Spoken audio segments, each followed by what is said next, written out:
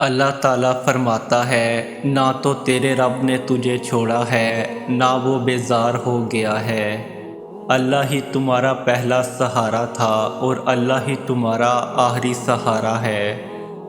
تم کتنے ہی گناہ گار کیوں نہ ہو، کتنے ہی نافرمان کیوں نہ ہو، جب بھی تم اسے پکارو گے وہ تمہیں جواب دے گا۔ تم پلٹ آنے میں دیر کرتے ہو مگر وہ دیر نہیں کرتا، وہ بس تھام لیتا ہے اور رحم فرما دیتا ہے۔ وہ وقت دور نہیں ہے جب تمہیں تمہارا رب اتنا دے گا کہ تم راضی ہو جاؤ گے۔ جانتے ہو مجھے اللہ سے کیوں محبت ہے؟ کیونکہ میں گناہ گار ہوں اور وہ پھر بھی مجھے دینے سے نہیں تھکتا۔ میں تھوڑا سا رو لوں، تھوڑا صبر کر لوں، وہ انہیں ضائع نہیں ہونے دیتا۔ وہ قبول کر لیتا ہے میں جتنا بڑا گناہ کر لوں، وہ میری معافی پہ مجھے معاف بھی کر دیتا ہے، اور میں نے صرف اور صرف اللہ کو اپنا بنایا۔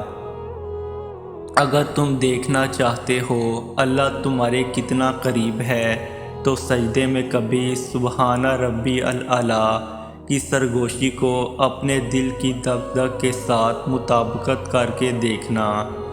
تم محسوس کرو گے کہ جس کا نام تم لے رہے ہو وہ تمہارے سامنے بیٹھا ہے، تمہیں اپنے سامنے سجدہ ریز ہو کر مسکرا رہا ہے، تمہیں سن رہا ہے۔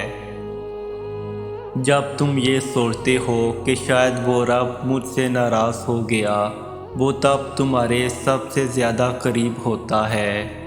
وہ اپنی ناراضگی کا خیال لاڈ سے ڈالتا ہے اپنے بندے کے دل میں، تاکہ اس کا بندہ بھاگ کر اپنے رب کی بارگاہ میں حاضر ہو جائے اور اس سے اپنی ساری باتیں بیان کر دے۔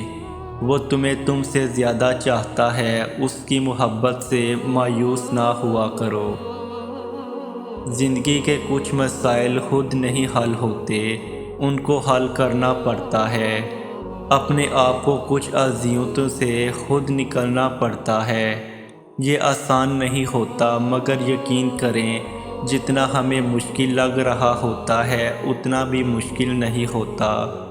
بس پہلا قدم لینے کی دیر ہے۔ اللہ کی مدد ان کے لیے آتی ہے جو اپنی مدد کرتے ہیں۔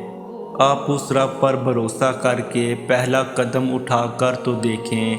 اس بات پر کامل یقین رکھیں کہ وہ رب آپ کو تنہا نہیں چھوڑے گا۔ اپنا یقین حضرت ابراہیم جیسا بلند کر لیں کہ جنہیں آگ میں جھونکا جا رہا تھا مگر انہوں نے کہا کہ میرے لیے میرا رب کافی ہے۔